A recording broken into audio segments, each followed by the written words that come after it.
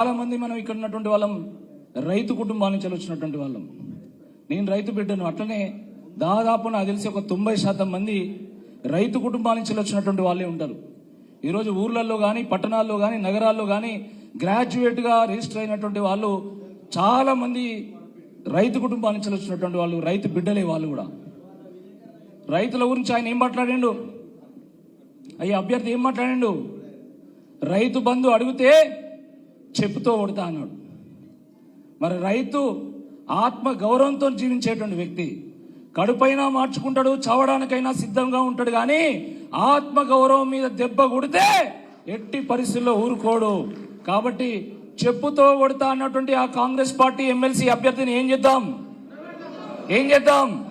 గ్రామాల్లో ఉన్నటువంటి ప్రతి రైతు అందరం కూడా మనం ఏకమై ఓటు అనే దెబ్బతో కొడదామని చెప్పి ఈ సందర్భంగా మనం చేస్తున్నాం. కాబట్టి మిత్రులారా, అనేక అంశాలు పెద్దలు హరీష్ రావు గారు ఇంకా మరికొందరు పెద్దలు మాట్లాడతారు, చాలా మంది ఉన్నారు. ఒకటే ఒక విషయం ఈ సందర్భంగా చెప్పి ముగిస్తాను. రేపు ఒకవేళ ఎమ్మెల్సీగా గెలిస్తే, ప్రజలు ఆశీర్వదిస్తే, ఆశీస్సులు తెలియజేస్తే తప్పకుండా గెలుస్తా నేను. బట్ గెలిచిన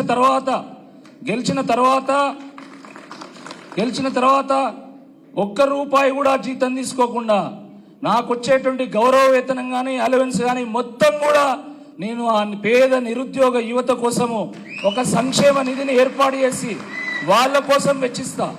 ఎందుకంటే ఈరోజు చాలా మంది ఓట్లు వచ్చినాయని మన సెంట్రల్ లైబ్రరీ, మన రీజనల్ లైబ్రరీ పోతుళ్ళు వరంగల్లో. రోజు నేను కూడా పేపర్లలో ఫోటోలు చూస్తున్నా.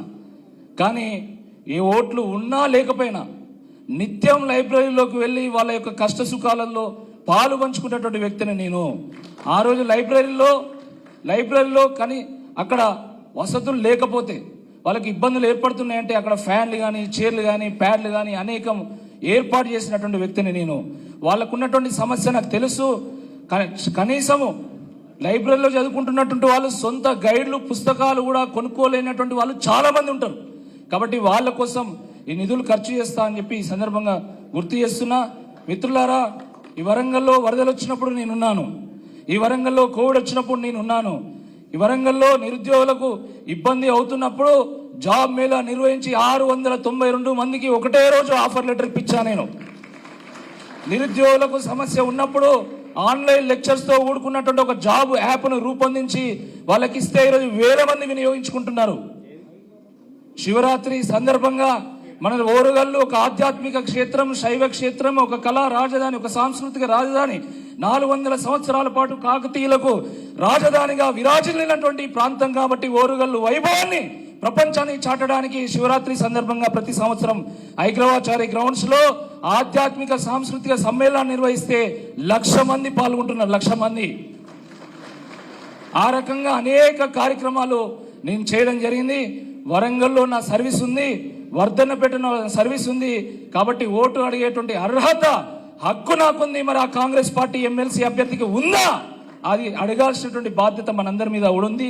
కాబట్టి మనకు ఉన్నది కేవలం 3 రోజులు మాత్రమే. ఇప్పటికీ ఇంకా చాలా గ్రామాలకు మనం చేరుకోలేదు.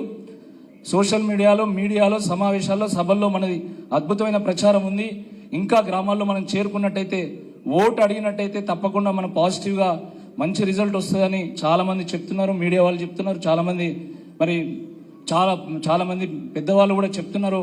కాబట్టి ఈ 3 రోజులు పూర్తి సమయం ఇవ్వాల్సిందిగా మీ అందరినీ కూడా నేను విజ్ఞప్తి చేస్తూ, ఈ గొప్ప అవకాశం, ఈ 3 జిల్లాల్లో పోటీ చేసేటువంటి గొప్ప అవకాశం కల్పించినటువంటి, దానికి సహకరించినటువంటి వేదిక మీద ఉన్నటువంటి పెద్దలందరికీ, హరీష్ రావు గారికి, మన దయాకర్ రావు గారికి, ఇక్కడ ఉన్నటువంటి మిగతా మాజీ శాసనసభ్యులు అందరికి కూడా నేను పేరున ధన్యవాదాలు తెలియజేస్తూ, జై తెలంగాణ,